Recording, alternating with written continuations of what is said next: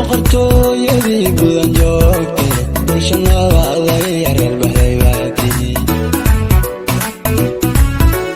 boqortooyadii bulan joogtay bulsha nabaaday reer baxday baatay boqorkaan ala ku balaariyo hormariyo barwaaqa bulan baaskale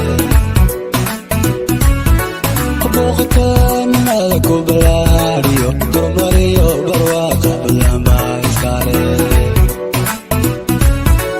bulshada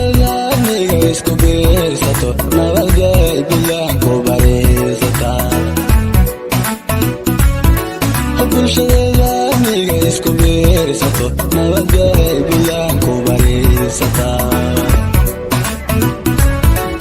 waxsaas aariyo umadiyo waya meesha soo dhalmaniyo u baaqaya hormarkeeda